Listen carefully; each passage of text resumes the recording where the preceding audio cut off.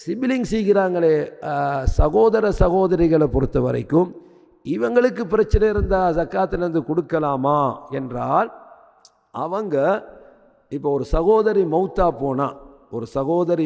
போனால் அந்த சகோதரிக்கு சொத்து இருந்தால் அந்த சொத்தில் நான் பங்குக்காரனாக வரக்கூடியவனாக இருந்தால் என்ற ஜக்காத்து சிஸ்டருக்கு கொடுக்க இயலாது. எனக்குச்சா சட்டத்தை ஞாபகத்தில் வச்சுக்கோங்க. இப்போ ஒரு சிஸ்டர் மௌத்தா போகிறாங்க, ஒரு சகோதரி மரணிக்கிறார். அந்த சகோதரருடைய சொத்தில் அவங்க சொத்து இருக்குன்னு வைங்க, சகோதரன் பங்குக்காரராக வாரிசுக்காரராக வருவாரா இருந்தால் இந்த சகோதரன் தன்னுடைய ஜக்காத்தை அந்த சிஸ்டருக்கு கொடுக்க இயலாது. வராட்டி கொடுக்கலாம், வராட்டி என்ன செய்யலாம், கொடுக்கலாம். சரி, எப்போ வருவார் எப்போ வரமாட்டார், எப்போ வருவார் எப்போ வரமாட்டார், சிபிலிங் சம்பந்தமாக மார்க்கம் சொல்லக்கூடிய வாரிசு சட்டம் என்ன? ஒரு சகோதரனோ சகோதரியோ மரணிக்கும் போது அவர்களுக்கு ஆண் பிள்ளைகள்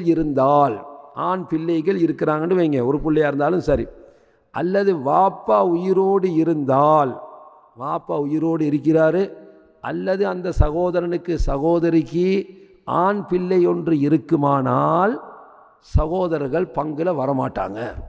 இதுதான் சட்டம், இந்த குர்ஆன் சொல்லக்கூடிய சட்டம். ஒருவர் மரணிக்கின்றார், மரணிக்கக்கூடிய அவருக்கு ஆண் பிள்ளை இருக்கிறது, அல்லது அவருடைய தந்தை உயிரோடு இருக்கிறார், அவருக்கு 10 சகோதர சகோதரிகள் இருக்கிறான்னு வைங்க, யாரும் பங்கில் வரமாட்டாங்க. எல்லாருமே பங்கில் இருந்து வெளியாகிடுவாங்க. இந்த ஆம்பளை புள்ள இல்லாட்டி வாப்பா உசுரோடு இருந்தார். சரி, வாப்பாவும் இல்லை ஆம்பளை பிள்ளையும் இல்லைன்னு வைங்க, அப்போ சிபிலிங்ஸ் என்ன செய்வாங்க, பங்கில் வந்துடுவாங்க. அப்போ ஜக்காத்து மசாலாவை பேசும்போது உலமாக்கள் என்ன சொல்கிறாங்க, ஒரு சிஸ்டரோ ஒரு பிரதரோ அவர் மௌத்தா போனால் அவருடைய சொத்தில் நீங்கள் பங்குக்காரராக வருவீங்களா இருந்தால், அவருடைய சொத்தில் நீங்கள் பங்குக்காரராக வருவீங்களா இருந்தால் உங்களோட ஜக்காத்தை அவருக்கு கொடுக்கலாது. அவங்களோட ஜக்காத்து என்ன அவருக்கு கொடு. அப்போ எப்போ வருவோம் எப்போ வரமாட்டோம் என்ற சட்டத்தை தான் நான் சொன்னேன். ஆம்பளை புள்ளேல் இருந்தால் மௌத்தானவருக்கு ஆம்பளை புள்ளேல் அல்லது தந்தை உயிரோடு இருந்தால் சகோதர சகோதரிகள் பங்கில் வரமாட்டார்கள்.